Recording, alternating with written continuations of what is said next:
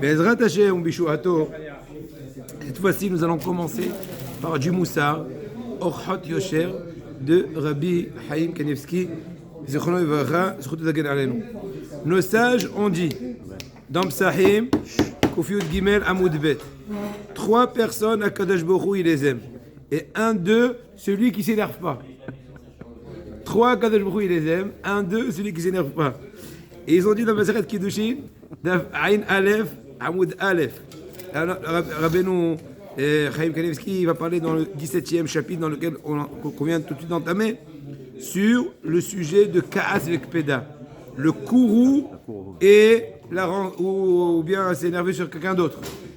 En vouloir à quelqu'un, la Peda, je t'en veux. La rancune.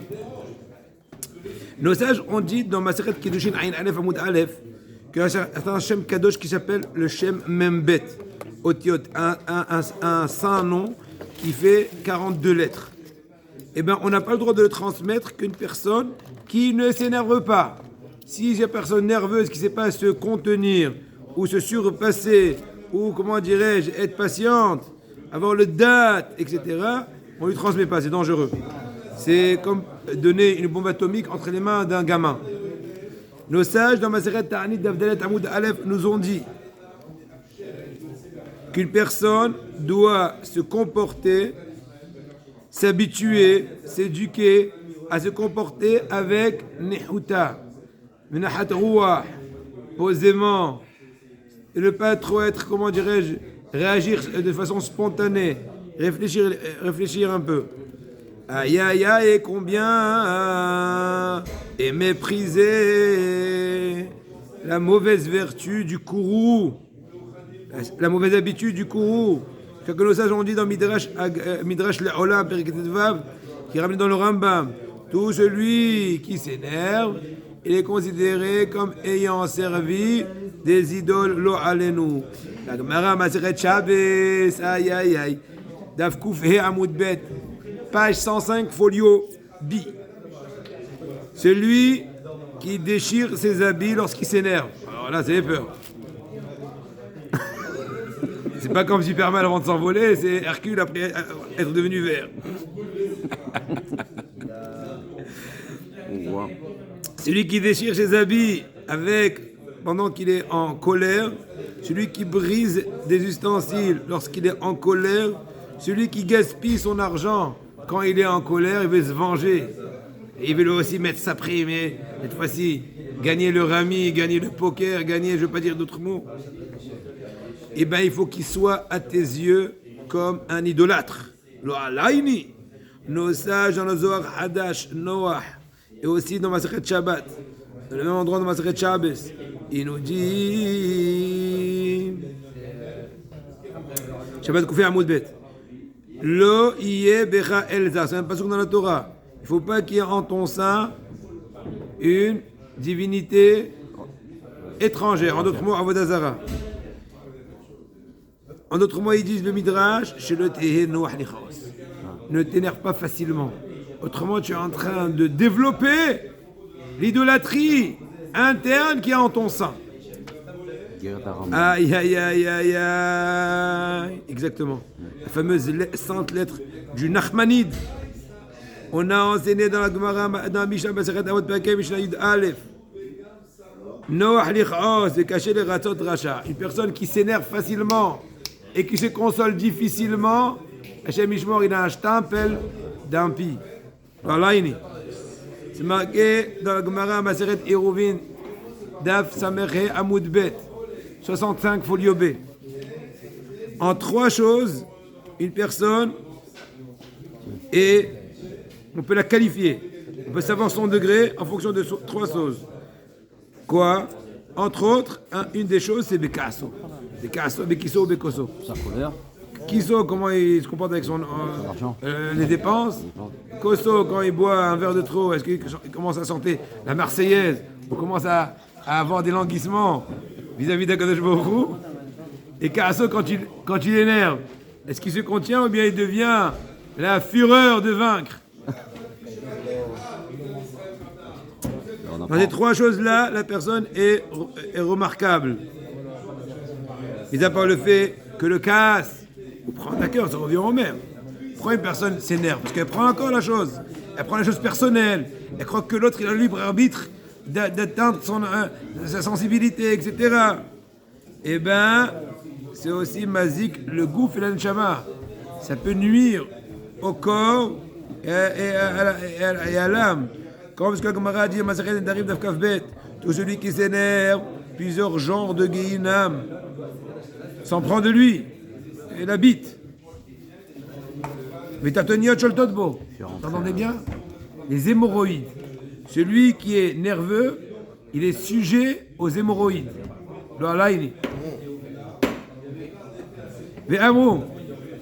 Ils ont dit Afilu Shchina. Hein? Le nerf extérieur et le nerf intérieur. Hazak. Les Amrou, ils ont dit la Gemara Masechet Nedorim, tu entends? Her, lernen. Les Amrou, Afilu Shchina ena Ashubak Nekdo. Une personne qui s'énerve, elle tient même pas compte de la providence divine. C'est-à-dire, elle sort de ses gonds, il devient comme une bête sauvage. Il faut se sauver, c'est comme un lion qui s'est sauvé du zoo. C'est pas un lion qui s'est sauvé du zoo, excusez-moi, je corrige. C'est un lion qui s'est sauvé de l'Amazon, parce que du zoo, il est encore un peu dompté pour le cirque. Mais là, il vient de l'Amazon, Habibi, tout feu, tout flamme. Feu Shrina, Ashbak Nekdo, chacun Talmudo, vous entendez? Une personne qui est nerveuse, eh ben, elle oublie ce qu'elle étudie. Le kaas, il faut oublier tout. Plus que cela, il s'ébête. Il devient en arabe dba. Un idiot. Hmar en arabe. Voilà, hmar, c'est connu, tout le monde comprend ça. Je peux dire même au Tibet, ils vont comprendre. Aussi, tabchout. C'est une preuve aussi que déjà une personne qui s'énerve facilement, qu'il a plus de fautes que de mérites. S'il était assez méritant, il aurait pu se surpasser, se contenir, se retenir, réfléchir. Quelque chose qui l'énerve. Il commence et il s'arrête. Extraordinaire. Voilà. Ben ça s'apprend. Hein. Il y a plusieurs degrés. Il y en a qui commencent même pas à s'énerver. Il y en a qui commencent, qui s'arrêtent. Il y en a qui commencent à mitrailler au milieu. Les cartouches, c'est fini. Et il y en a qui remplissent de nouveau les cartouches. Il y a plusieurs degrés à chez Michemont. Les amrou, encore un tout petit peu, un petit chouïa, parce que je vous trouve branché ce matin. Je vous trouve avec beaucoup de peps. Les amrou, broches, kaf alef, kaf tetamud alef. C'est Magan Gemara, brachot 29 folio A. L'otirtar le tehti. Ne t'énerve pas, tu fautes pas. En d'autres mots, tu t'énerves, tu es déjà dans le chemin chez Mishmor de fauter. Tu oublies tout. Tu dis n'importe quoi, tu fais pas de bracha, tu vexes, tu pousses, tu casses. Tu sors des limites. C'est le coléreux. Les Amrou, ils ont dit nos sages. Psochim, Kufid Gimel, Hamoud Beiz, Aï, Lernen. Nos sages, ils ont dit dans Psahim, 113 folio B. Rathanim, Hayem et Namhaim. Les nerveux, ils n'ont pas de vie. Ils n'ont pas de vie. Il m'a pas dit bonjour, il m'a pas dit merci, il m'a pas invité. Il croit qu'il m'a fait la grimace. Arrête. Calme, bois un verre d'eau. Fais-toi de la raison. Remets-toi dans les bons esprits, etc. Retourne aux bons esprits. Nos sages, Masechet, Sota, Gimel, Amoud, Bet, dit Tukfa, Bebeta, Kikari, Al-Soum, Seme. Qu'est-ce que veut dire la Gemara dans Sota? Rachid explique. Le kourou dans la maison, il détruit la maison comme une espèce de vermine qui ronge les grains de sésame. En d'autres mots, que la vermine n'est peut-être pas remarquable au début, mais elle travaille gentiment. Puis, au lieu de trouver des grains de sésame, tu trouves de la poussière, tu trouves n'importe quoi, tout est pourri. Et bien, ainsi le kourou dans la maison, il est en train de détruire la maison. Nos sages disent dans le Midrash Agada Toldot que le kourou fait évacuer et Tamahor, la lumière. Le kourou fait évacuer la lumière, empêche la lumière, chasse la lumière. Nos sages dans Psahim Samervav Amoud Bet, ils te disent, Ken, 66 folio B, tout celui qui s'énerve S'il est sage, sa sagesse s'en va, le quitte. S'il est prophète, sa prophétie le quitte. Et même si dans les cieux au préalable, on aurait décrété à sa faveur des bonnes choses, maintenant on lui coupe, on lui enlève, on lui déduit, on le fait manquer. Nos sages, ils disent dans le Sifri Matot, dans 3 endroits, Moshe Rabbeinu, Alav Shalom, s'est énervé. Et bien, au même moment où il s'est énervé, il a eu certaines erreurs dans son enseignement. À savoir, Kiddushin, bon, là-bas, le Midrash détaille les 3 endroits. La Gemara Kiddushin, pour finir, même Aleph Amoud Aleph, la Gemara dit, 41 folio A. Celui qui a du kourou, le Altalo Biado et la Rexanuto. Traduction littérale, si tu t'es énervé, tu n'as obtenu que ton énervement. En d'autres mots, tu n'as rien gagné. Tu crois qu'avec ça, les gens vont avoir peur de toi, ils vont te respecter, tu vas les éduquer, tu vas te faire remarquer, tu vas te faire respecter d'ici là. Tu t'es tapé, excuse-moi du terme, je vais être un peu plus direct. Tu t'es tapé une crise de nerfs, et bien bon appétit. C'est en d'autres mots. Ou plutôt mauvais appétit, c'est une indigestion. Mais bon. Aïraboy, c'est marqué dans le Bess Yosef, dans Ilchot Shabbat, dans Orach Chaim, chapitre 299. Il ramène un sefer qui s'appelle le Kolbo. Agav, il y en a qui disent que le Kolbo c'était une femme qui a écrit une œuvre qui est ramenée plusieurs fois dans les poskim. Mais en tout cas, le fameux livre Kolbo, il amène au nom du Midrash que le puits de Myriam, il se trouve dans la mer de Tibériade, n'est-ce pas? Et chaque samedi soir, ce puits-là, qui est donc un peu, on va dire, camouflé au sein de la mer de Tibériade, et bien ce puits-là, il est en train de passer, de vadrouiller sur tous les autres puits, toutes les autres sources. Et tout celui qui est malade, et il a le mérite de pouvoir rencontrer quelques gouttes que le puits de Myriam a donné dans la source, il a su recevoir, ou il a eu le mérite de recevoir la bonne goutte. Et il le boit, même si tout son corps est plein de furons, Kitsou, il est vraiment mal,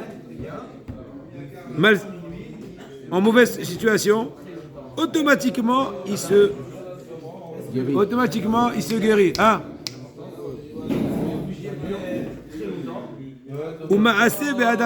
Avait une histoire de quelqu'un qui était complètement donc avec des boutons. Mukesh'in. Sa femme, le samedi soir, est partie au cours du rave de la synagogue.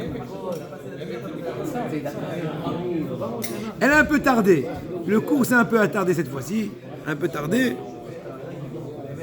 Et au retour, elle a puisé un peu de l'eau pour faire... mais elle avait mal qu'à, j'en sais rien. Et elle a eu le mérite que dans sa jerrycan, il y a eu les gouttes de Myriam. Sans le savoir. Elle a rempli une jerrycan de la potion magique, ou plutôt la potion spirituelle. Elle est venue chez son mari.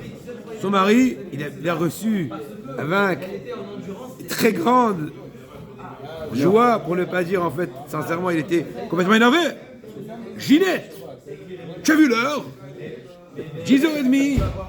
Je me suis pris la tête avec les mômes pour les endormir, les doucher.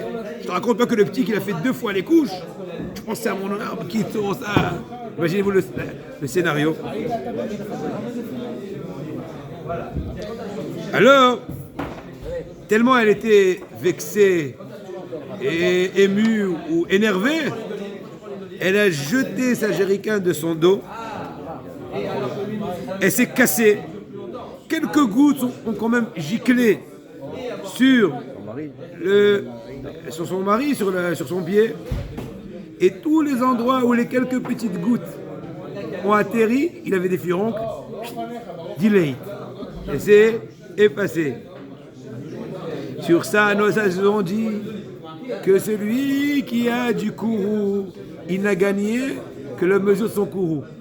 Oh, il restait que gougoute. Espèce d'idiot, je t'aurais été un peu plus patient.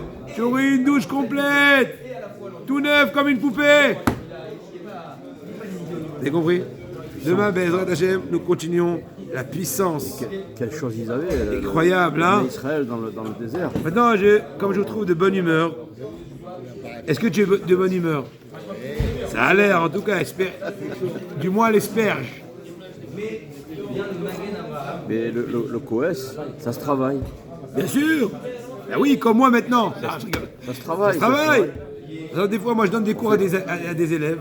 Ils ne me laissent pas placer un mot. Maintenant, des fois, il y a des sujets que j'ai étudiés pendant 2-3 heures. Et je dois maintenant tenir, comment dirais-je, je dois tenir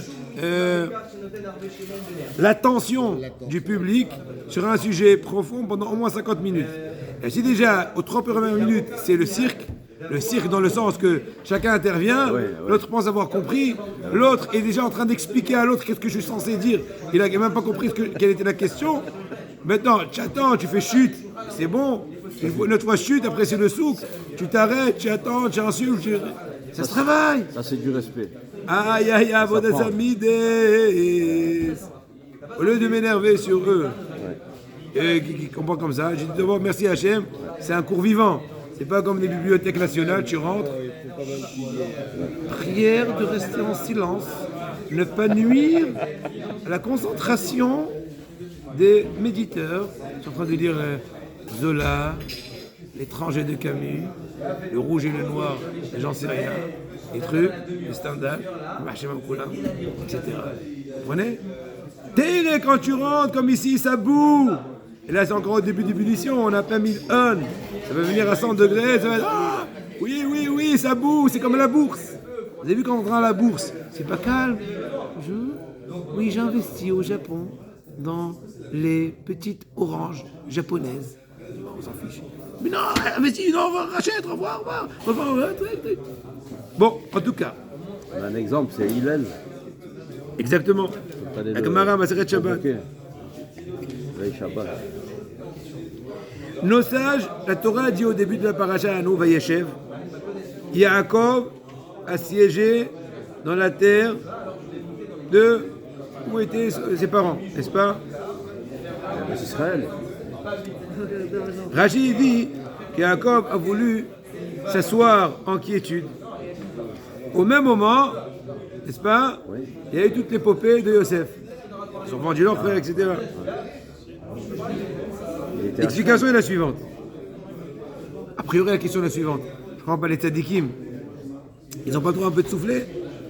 Et il dit le Midrash, non, ça ne leur suffit pas, le Olam Haba, le monde futur, là-bas ils ont tous les délices, tous les plaisirs spirituels qu'on ne peut même pas comprendre avec notre conception. Ils veulent aussi dans ce monde-là, tout de suite, allez, nouvel épisode, Yosef. Alors pour un peu comprendre ça, on explique comme ça. N'est-ce pas? Combien de temps Am Israël a été décrété dans le Brit Ben Etarim? Dans l'alliance des morceaux? 400 ans, ils auraient dû être en exil. De façon formelle, quand est-ce qu'ils ont? Ils sont restés 210 ans. Il y a eu un raccourcissement, n'est-ce pas? Et chacun veut acheter tchouvot. Il y a deux raisons pourquoi on est passé de 400 à 210. Primo, on a commencé le compte des 400 ans depuis le moment où Yitzhak est né. Il y avait déjà des épisodes, il a creusé des puits, et les Philistins ils les ont comblés, et ainsi de suite. C'est primo. Secondo, Koshi Hashiabut.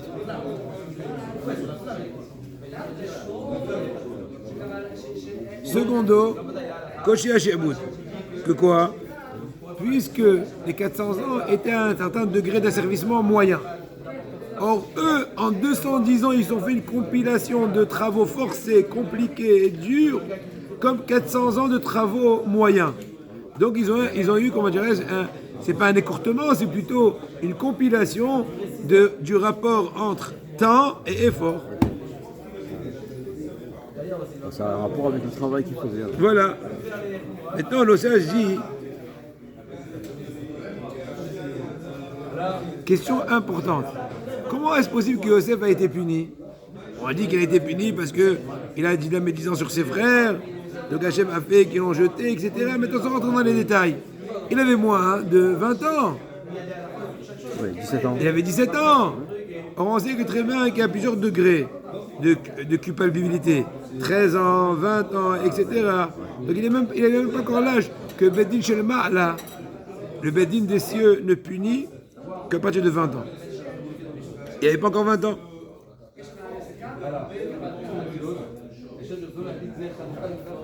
Réponse. C'est marqué que Yosef était Ben Zekounim, n'est-ce pas? Traduction littérale, le fils de la vieillesse, le plus jeune, le dernier.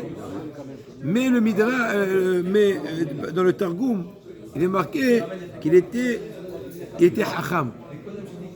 Ben Zekounim, c'est pas juste le dernier enfant, ou plutôt un des derniers enfants, parce que Binyamin était plus jeune, mais il était aussi un enfant sage, qui était érudit. C'est pour ça qu'il a été puni même avant l'âge de 20 ans, parce que de façon qualitative, il avait une perception de la gravité des fautes, pas moins que celle de celui qui avait 20 ans. Il est arrivé au degré de conception à 17 ans, ce qui arrive une simple personne dans la génération à 20 ans. Maintenant, on comprend très bien les psukim. Yaakov voulait avoir un peu de quiétude, comme c'est la Rashi, on est le Midrash. Pourquoi? Parce qu'il pense qu'on va selon la qualité. Et donc maintenant, je dois pas être en galoute. Pourquoi? Parce que pourquoi Yaakov, il a été décidé sur lui une certaine durée de galoute. Alors si on va du principe que par exemple on est passé de 400 à 210 en tenant compte de la difficulté de l'effort, selon mon calcul, moi Yaakov, je mérite un petit répit maintenant. Je vais un peu souffler. J'ai assez entre guillemets pour l'instant payé au niveau difficulté, même si le temps il n'est pas aussi long, mais en moins de temps j'ai travaillé pas moins dur. Bokartov. Ça va? Avec les écoles qu'on reçoit ici. Merci bien. J'attends un petit cocktail. Okay. Maintenant, j'ai dit Yaakov a voulu s'asseoir enquiété. Pourquoi? Parce qu'il pensait qu'on allait selon la qualité. La qualité, la difficulté. De même qu'on a fait 400, 210. Miyad kafat ala brugzo chez Yosef. Maintenant on comprend très bien. C'est dent pour dent. Toi, Yaakov, tu dis j'ai assez souffert au niveau qualitatif, pas peut-être quantitatif au niveau du temps, au niveau de longueur de temps, mais qualitativement, j'ai un peu déjà assez payé. Il dit, tu vas selon la qualité et pas la longueur de temps. Moi aussi, maintenant, je vais devancer la punition de Yosef. Bien que Yosef, il aurait dû être puni que d'ici 3 ans, à l'âge de 20 ans. Mais si on prend le paramètre de qualité, à 17 ans, il avait un degré pas moins de celui de 20 ans. C'est pour ça que tout de suite, en fait, c'est une espèce de dent pour dent. Ou plutôt que toi-même, Yaakov, tu as décidé le paramètre de calculer les choses. Comment calculer les choses? Avançons maintenant une petite halakha de Shmirat HaLashon.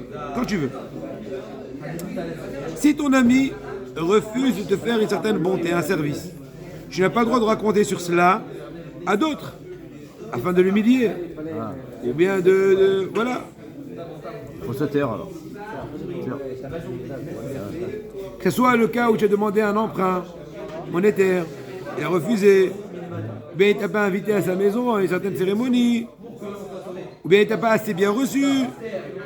Dans tous les cas, tu n'as pas le droit de raconter cette chose-là à ton prochain, bien que tu n'aies aucune intention de te venger, juste d'exprimer ta vexation, ta difficulté, et bien quand même c'est interdit. Exemple, quand Uri a entendu que Moshe s'apprêtait de voyager à l'étranger, il est venu, il lui a dit, j'ai une petite demande, je t'en prie, un service à te demander, peut-être tu pourras prendre avec toi un petit paquet pour un de mes proches. Tu vas en Amérique, j'ai un cousin lointain, très longtemps que je ne vais pas trop envoyer un petit cadeau pour un peu, comment dirais-je, remuer le sang de l'amour. Je te prie de me faire cette tâche-là, de me rendre ce service-là. Moshe, à son grand étonnement, Moshe lui a refusé. Bien que Moshe ne s'est pas du tout justifié. Il dit non. Je suis désolé, non. Sans trop dire de détails. Et bien quand même, Uri n'aura pas le droit de venir dire, mais vous avez vu, j'ai demandé à mon copain un petit paquet de 300 grammes. C'était un petit fromage que j'ai confectionné, un truc très sympa, très bon. Autre exemple pour finir pour l'instant, c'est halakha. Le cours s'est achevé et tous les élèves sont sortis, retournés à la maison.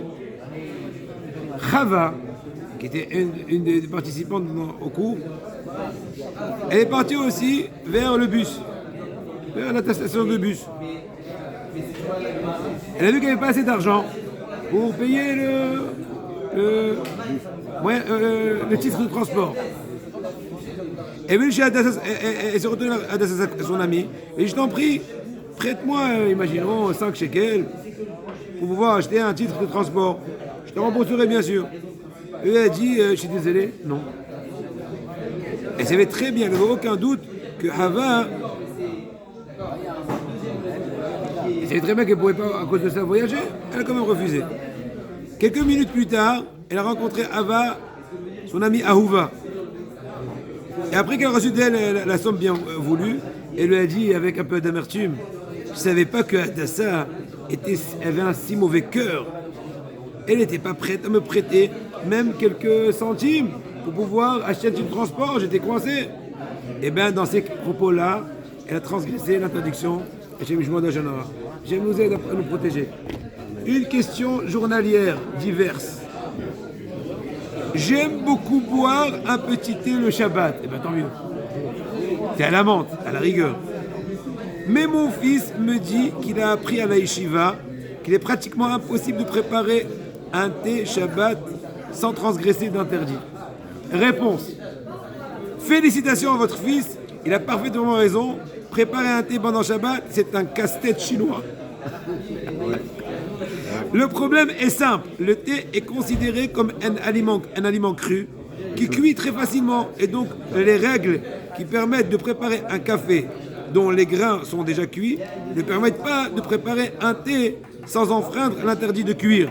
En pratique, pour le faire de manière autorisée, il faudrait verser de l'eau de la bouilloire dans un verre 1, puis du verre 1 dans un verre 2, puis attendre que la température de l'eau soit inférieure à 45 degrés, puis plonger le sachet de thé dans l'eau. D'autres conseils de préparer de l'essence de thé avant Shabbat, comme je fais moi, puis de l'utiliser pendant Shabbat, c'est le plus simple, comme un sirop, un concentré. Mais là aussi, tu verseras de la bouilloire sur le verre. Ensuite, dans un autre verre, tu mettras le concentré voulu. Tu mets un petit fond. Et là, le verre avec de l'eau bouillante qui a été reçue de la bouilloire, il va rencontrer le concentré et va se colorer. Les chéniers, on ne peut pas le faire. Une seconde, que je t'écoute. Je t'ai dit oui, je t'ai dit que... Oui. Il y en a qui disent, je t'explique pourquoi. Parce qu'il y en a qui disent que les grains de thé, ou plutôt la poussière de thé, elle est calée à bichoul. Même Kilisheni, ça cuit. C'est pour ça qu'il y en a qui permettraient Kilishnichi. Non, le jus de thé. Ouais, il n'y a aucun problème. Directement avec le oui, à la rigueur, oui. D'accord, si tu veux, Ouais. Ils disent que tu as ouvert la bouilloire, et tu as pris la bouilloire, tu as versé dans ton verre, le verre est Kilisheni. À la rigueur, si tu veux rajouter ensuite dessus l'extrait de thé, il n'y a pas de problème. Seulement, pourquoi j'ai dit comme ça? Parce que je veux aussi gagner un avis du Ben Ish Hai, mais que sur la stricte loi, sur le marin, c'est permis de ne pas colorier. Ah oui. Donc dans ce cas-là, j'ai dit que tu vas verser le verre en question dans un autre verre qui contient le concentré. Et donc, au lieu de dire que tu as... Dans le premier cas, quand tu verses le concentré dans de l'eau qui n'est pas coloriée, tu la colories avec le concentré. C'est pour boire. Oui, d'accord, je dis que c'est permis. Dans Ochlin, les Karadé, c'est permis. Mais si tu gagnes le Ben Ish Hai, en faisant l'inverse, tu gagnes. Pourquoi? Parce que là, tu n'es pas en train de colorier l'eau, tu es en train de diluer le sirop.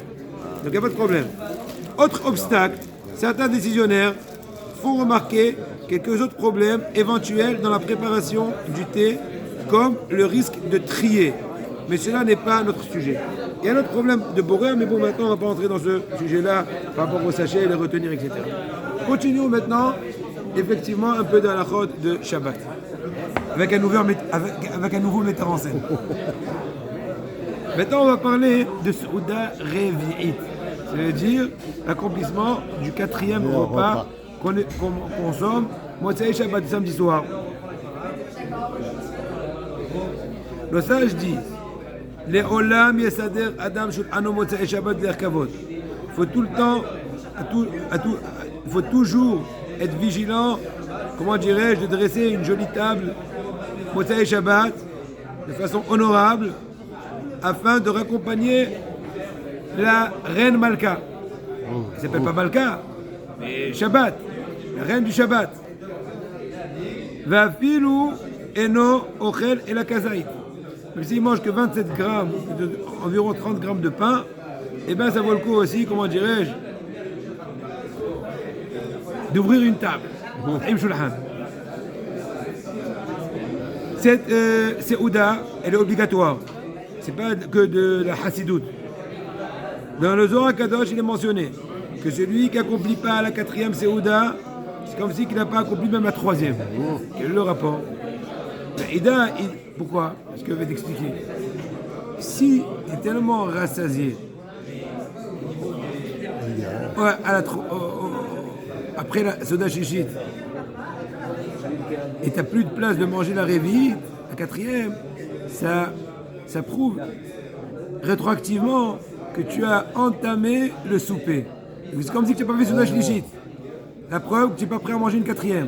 Donc quand tu ne manges pas la 4e, c'est comme si tu n'as pas mangé la 3e, que la 3e c'était un anticipé du souper de Motsei Shabbat. Et dans le Hida, Haïm Yosef David Azoulay, il te dit que l'importance de Soda Shishit, Révite, pardon, est d'une très grande importance, très grand degré. Et aussi, elle sauve la personne de Hibut HaKever, les mortifications qu'a la personne dans la tombe. C'est quoi Hibut HaKever, j'ai mis le sage dit, c'est comme la sensation de piqûre d'aiguille que personne peut ressentir sur sa chair de son vivant, et bien il le ressent dans son corps étant enterré à Shemishmo. Au moment qu'il ait fait tchouva, mais bon, il faut Shem Zakenu. Maintenant, si jamais il ne peut pas vraiment manger du pain, il est vraiment bourré, il n'a pas de place pour un chat d'aiguille, Yochal Ouga, il peut manger un morceau de gâteau, ou même au moins un morceau de fruit, un fruit.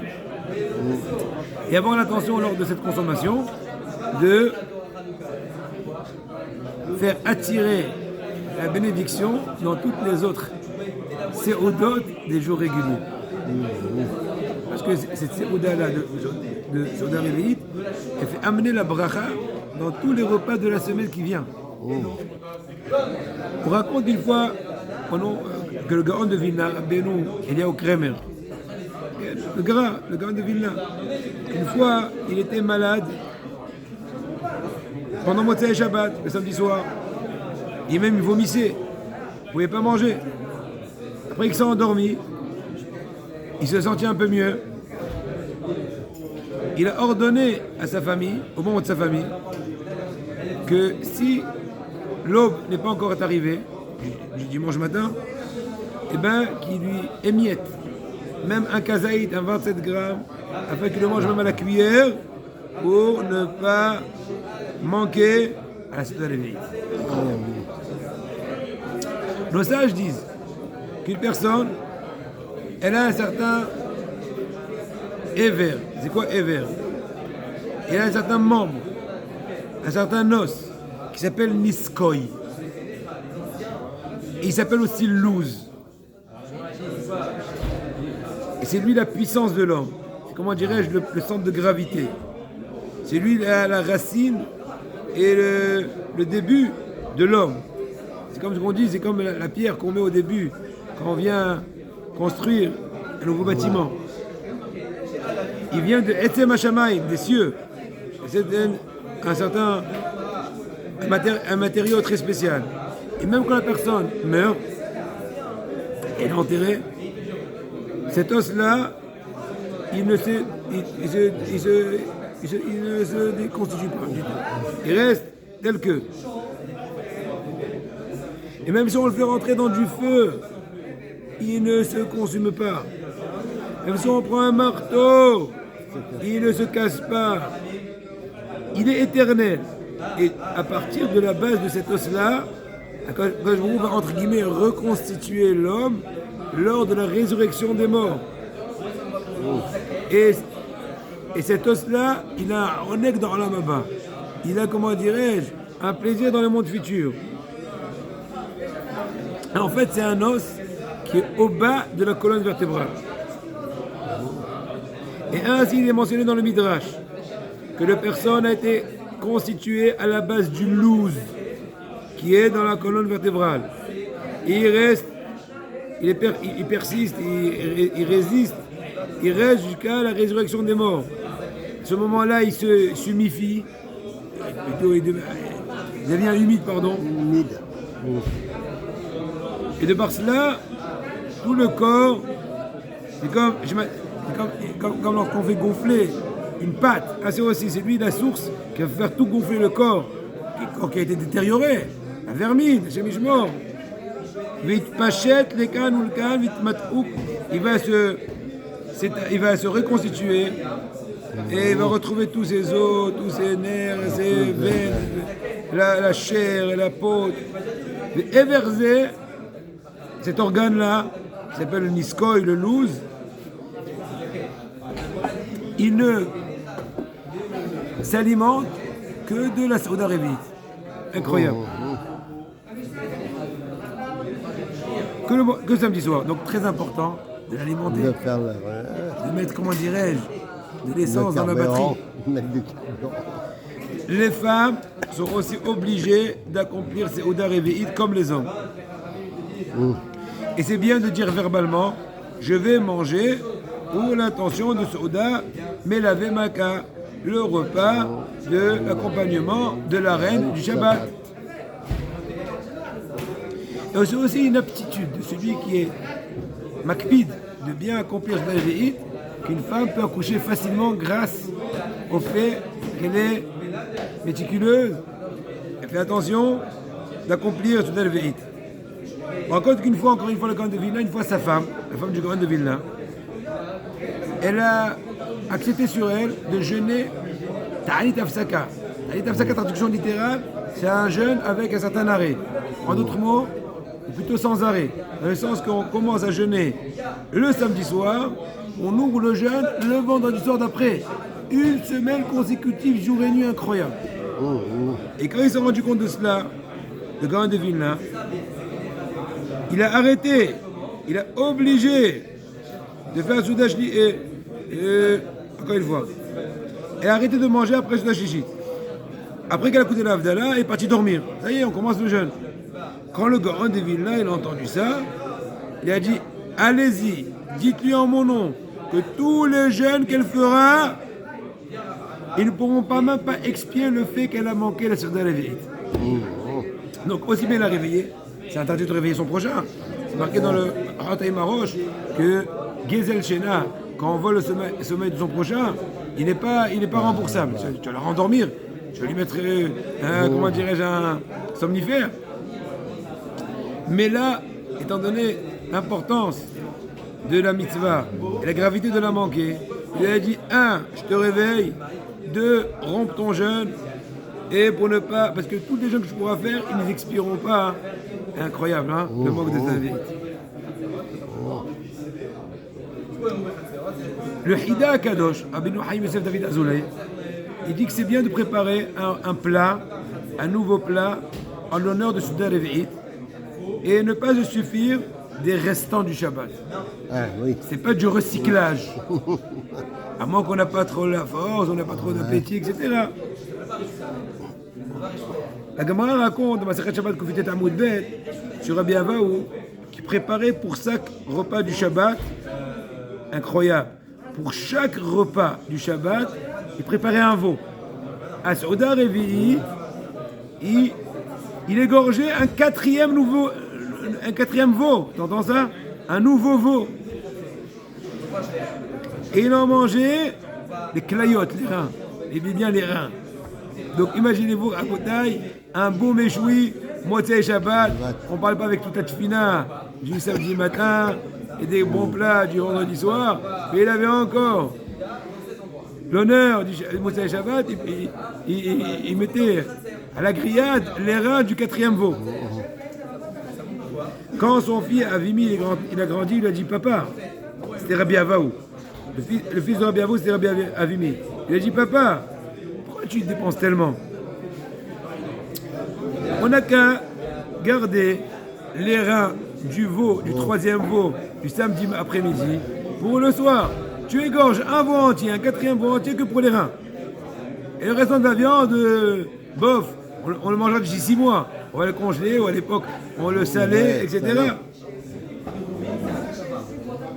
Qu'est-ce qui s'est passé?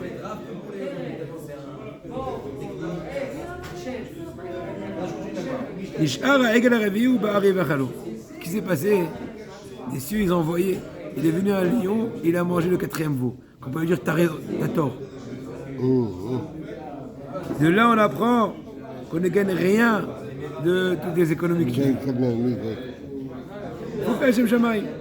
J'avance encore une petite halakha, encore quelques petites halakhot. C'est bien de manger Seuda Reve'it assez tôt, et pas attendre minuit. D'autant plus qu'il faut avoir Hatzot Laïla avant le minuit de la Torah. Aujourd'hui, il est environ 11h30 du soir, on est en Israël, actuellement.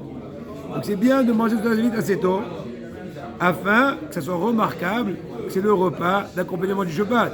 Shabbat d'histoire, imaginons vers 5h15. Si tu manges Seuda Reve'it à 11h, c'est pas remarquable. Non. Maintenant, c'est bien de le manger au moins dans les 4 heures depuis le début de la nuit, ou au plus tard, jusqu'à Hatzot, au bout des 6 heures depuis le début de la nuit, donc Hatzot Laïla, aujourd'hui en Eretz Israël, à cette époque, environ 23h30. Et s'il n'a pas mangé jusqu'à ce moment-là, même s'il est parti dormir, il faut se réveiller et accomplir la Seuda Reve'it jusqu'à l'aube. Après l'aube, c'est perdu. C'est trop tard. Maintenant, celui-là qui mange Seuda Shlishit, et, vous entendez, il est en train de manger Seuda Shlishit, la 3e Seuda. Et maintenant, voilà qu'il y a eu la tombée de la nuit. Il a mangé, après que la nuit soit tombée, toujours dans le cadre de Seuda Shlishit, il a mangé une nouvelle tranche de pain, de kazaït. Il a l'intention d'accomplir en cela la 4e Seuda. Eh bien, il s'est acquitté. J'ai pas dit que c'est le mieux de faire, mais j'ai quelqu'un qui sait qu'il n'aura pas l'occasion, il n'aura pas l'appétit, il serait affairé. Il dit donc tant qu'à faire, j'ai commencé Seuda Shlishit, imaginons, à 4h, bien avant la Shkia. J'ai déjà mangé 3 tranches de pain avec bon appétit. Et voilà qu'on s'allonge léger, on a dit des vrais Torah, et on a chanté. Il est déjà 5h, c'était à Koravim. Et donc maintenant je remangeais une tranche en ayant l'intention d'accomplir Seuda Reve'it, c'est possible. C'est possible. Encore une fois, dans le cas du besoin. Attention, aptitude de bonne guérison. Nos sages dans Masechet Shabbat Kufit Tet Amoud Bet, page 119, folio B, disent Hamid Momotzei Shabbat Melugma. Le chaud, le samedi soir, c'est une guérison. 2 choses, c'est-à-dire. Primo, boire du chaud, un bon verre chaud. Deuxièmement, se doucher au chaud. Ah oui. Donc, intérieurement et extérieurement, se chauffer. Et quel est spécifiquement ici, à quoi on fait allusion quand on dit la refoua, la guérison? C'est en fait de ne pas être en tristesse. Et être heureux de sa part, être en bonne humeur, se réjouir de la Torah, des mitzvot, une bonne dracha, une bonne bracha. Et c'est bien aussi de dire verbalement, quand il boit un verre de thé Motzei Shabbat, dire la phrase d'Agmara, Hamin Motzei Shabbat Melugma. Hamin, c'est de l'eau chaude, du chaud, Motzei Shabbat. Melugma, c'est comme un pansement, donc une guérison. C'est bien aussi qu'on est un peu tristouné, Motzei Shabbat. C'est bien Shabbat, il y avait la joie, il y avait la neshama supplémentaire qui maintenant nous a quittés, donc on se renforce. Il y a aussi un passouk qui dit dans Teilim, qu'on veut me le passouk Gimel, Arofé l'ishvur relève, Habesh atzevotam. Celui qui guérit ceux qui ont le cœur brisé, et il met un pansement, ou plutôt qui guérit leur tristesse. Donc si tu fais attention au passouk ou mehabbesh, le mot mehabbesh. C'est comme Havisha en hébreu. Havisha, c'est mettre un pansement. Mehabbesh, c'est Hamid b'Motzei Shabbat milugma. Mehabbesh, même et bet shin, même. Donc c'est racheter votre dans le désordre. Hamid b'Shabbat b'Motzei Shabbat milugma. Avançons. Nos sages ont dit Pat hama milugma, d'autres choses. Du pain chaud, c'est aussi une guérison. Donc, même si elle était déjà cuite auparavant, tu la réchauffes. Un petit coup de micro-ondes. C'est bien, elle se rétrécit un peu, elle s'échauffe, c'est bon. Enfin, de raison, elle vient de sortir du four. Même si elle n'est pas trop chaude. Donc c'est soit du froid réchauffé, soit du frais sans être réchauffé. J'ai compris une chose qui est déjà. Mais si elle est trop chaude, quand elle sort du tanou, il n'y a pas le droit de la manger. On la laisser refroidir. Pourquoi? Dans ce cas-là, elle affaiblit la personne. C'est clair? Avançons pour finir un peu.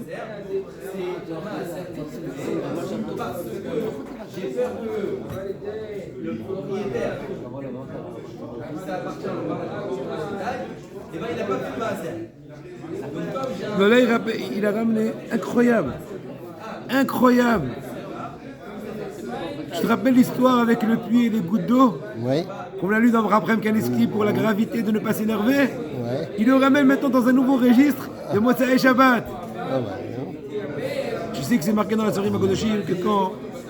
Vous savez quoi c'est marqué dans la Sorim HaKodoshim? Que quand, dans ton étude, tu trouves des coïncidences, que ce soit avec la paracha de la semaine, que ce soit d'un sujet à l'autre, de sujets divers qui n'ont pas spécialement un rapport, ça prouve que l'étude est appréciée.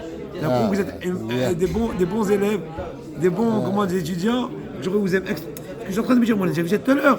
Ah non, on l'a vu dans un autre livre. Incroyable. Donc ici, pas aussi l'importance de ne pas s'énerver, surtout Motzei Shabbat, avec toute l'histoire que celui qui s'énerve, il n'a gagné que son énervement. Incroyable. Sensationnel. Bonne journée.